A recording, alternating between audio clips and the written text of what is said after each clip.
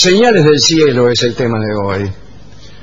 Algunos fenómenos celestes fueron tomados como presagio por muchos pueblos. No solo en la antigüedad clásica se creía que la caída de piedras del cielo o el paso cercano de cometas eran presagios de desastres futuros.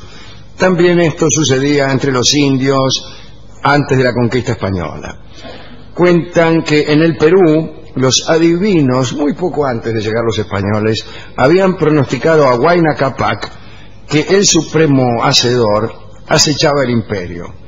Los adivinos habían visto unos cometas que, según creían, señalaban el fin del mundo. Otro que creía en estas señales era el cacique guaraní Oberá. Se decía él mismo hijo del cielo y manifestaba haber sido concebido sin intervención de varón. En 1577 apareció un cometa y Oberá dijo a sus hombres que él había ordenado esa aparición. Todos le creyeron. Entonces Oberá ordenó una rebelión contra los españoles, explicando que el cometa iba a ser el arma principal y que iba a hacer uso de ella en el enfrentamiento en que iba a aplastar a los invasores. Los indios de Oberá se engalanaron con sus pilchas de guerra y lucharon contra Juan de Garay y 130 de sus hombres. Pero el cometa no los ayudó de modo alguno y fueron apresados. En el antiguo Perú los eclipses atemorizaban a los súbditos del Inca. La superstición era la siguiente: durante el momento en que se tapaba la luna o el sol, podía morir el mundo. Era un momento de peligro, de enorme peligro. Entonces, cuando había un eclipse, espantaban a los perros para que aullaran, asustaban a los perros para que aullaran, no para que ladraran, porque ha de saberse que los perros anteriores a la aparición de los europeos no tenían por costumbre el ladrido. Los perros de la América precolombina solo aullaban. Entonces esos aullidos servían para avisar a los dioses menores para que salieran en ayuda del astro tapado y lo destaparan. Imagínense, como todo eclipse es efímero, dura un rato nada más, claro, uno tenía razones para tomar el procedimiento como certero. Eclipse, usted, los perros empiezan a ahogar, termina el eclipse. Bueno, salió bien. Vamos a avanzar algunos siglos hasta comienzos del siglo XIX, es decir, ya en tiempos casi presentes. Esto sucedió en Francia y tiene que ver también con señales del cielo. En París vivía un físico muy famoso, Joseph de Gay-Lussac. Este hombre había nacido en 1778, era químico y físico, famoso por su estudio de los gases, si me permiten la expresión, en esta pequeña sala. Sí. Indagó también, junto con nuestro amigo von Humboldt, nada menos que en la composición del agua, y dieron con la fórmula H2O, que ya conocemos todos. Entonces, cuando tenemos sed y no hay agua, podemos tranquilamente buscar dos átomos de hidrógeno y juntarlos con oxígeno hasta conseguir un vaso de agua. Sí, bueno, después de todo, usted sabe que el hidrógeno es la sustancia más abundante del universo. El universo es hidrógeno y un poquitito más. Si no fuera por ese poquitito más, seríamos la parte interna de un globo. Bueno, pero más allá de estas investigaciones, Gay-Lussac, hay una calle que se llama Gay-Lussac en París que sale desde el Luxemburgo hasta el Panteón, y justo donde sale hay uno que vende unos sándwiches de mortadela. ¿En serio? Hay un tipo que vende unos sándwiches de mortadela fantástico.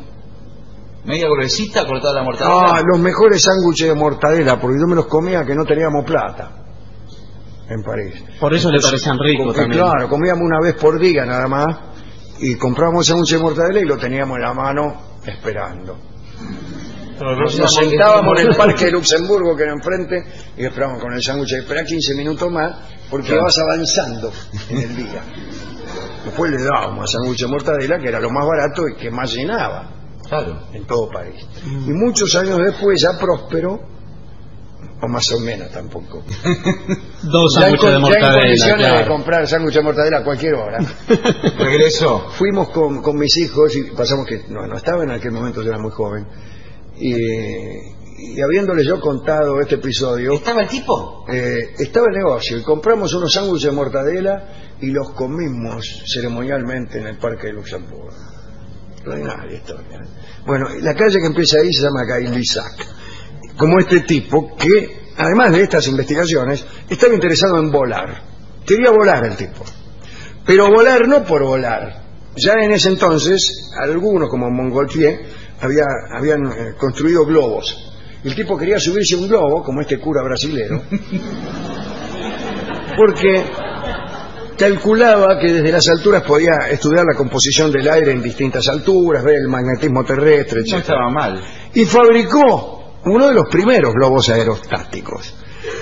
Su proyecto fue muy discutido. Los comerciantes, algunos diarios, le decían de todo.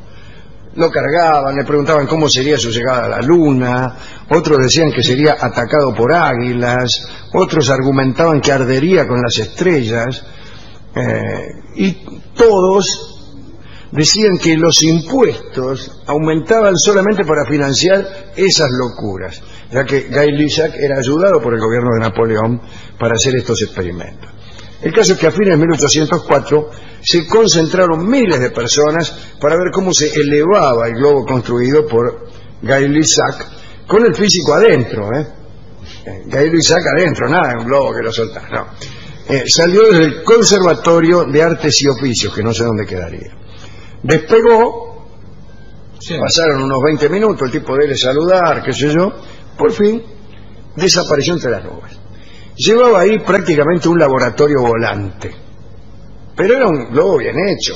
Si podía subir, podía bajar, estaba todo calculado. No eran globos de esto del cumpleaños. Sí. Bueno, mientras los ciudadanos regresaban a sus casas, Gay-Lussac fue impulsado hacia Normandía por unos vientos del sureste que aparecieron. Pero se quedó detenido en su ascensión allá por los 4.000 metros. Entonces lanzó todo su lastre, arrojó el lastre que tenía, ¿no?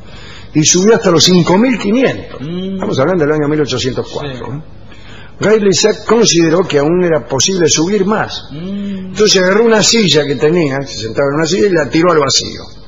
Y esta vez el globo se elevó hasta los 7.000. Jamás un ser humano había alcanzado semejante altitud.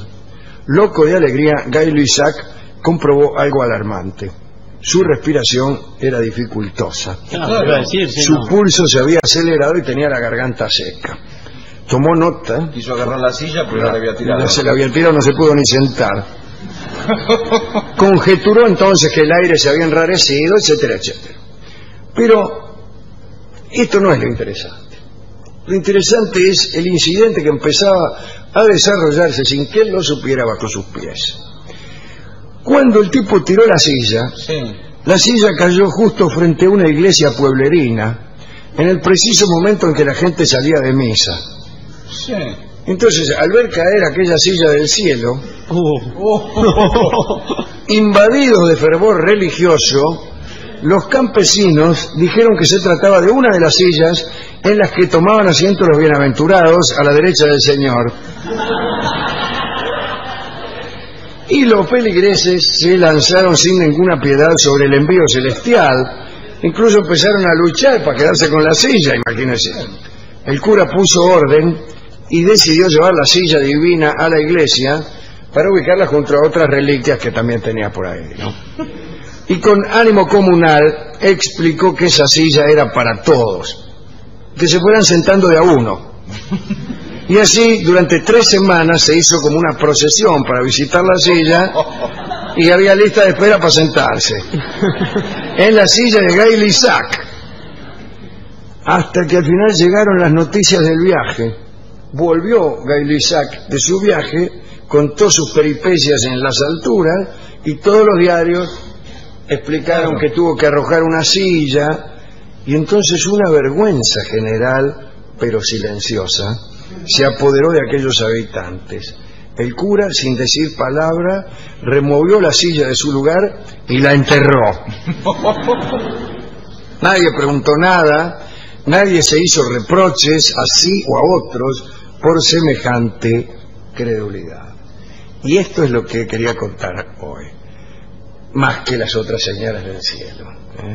Si uno es crédulo y si uno insiste con su fe poética, también puede decir que las señales del cielo pueden seguir caminos misteriosos y que a la divinidad no le hace falta arrojar una silla, sino que le basta con inducir en Gay-Lussac el deseo de querer conocer el magnetismo terrestre, de hacerlo conducir un globo aerostático y de arrojar la silla para dar una señal.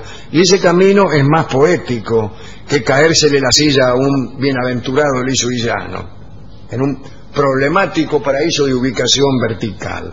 Yo creo que sí, esta era una señal del cielo, pero no venía de arriba, venía del alma de Gay-Lussac, del dinero napoleónico, qué sé yo.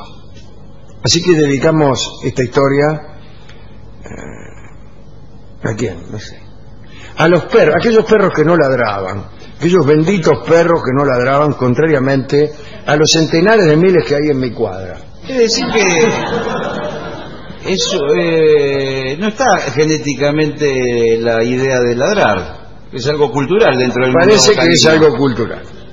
Debe ser desde que es mascota, desde que se lo domesticó el perro. Por ¿no? ahí los perros americanos no eran domésticos, eran más montaraces, ¿no? Cuando el perro se domestica y trata de hablar, empieza, cuando alguien trata de hablar todo el día, es muy malo eso. Así que también a los que creen que el universo tiene algún sentido podemos dedicarse, ojalá tuviera algún sentido. Hemos buscado tangos con globos aerostáticos. No hay ninguno. No hay ninguno. Pero en cambio encontramos un vals en el que se muestra un pedacito de cielo. Y se llama justamente Pedacito de Cielo. Escucharemos la versión de nuestro amigo Horacio Molina. Adelante.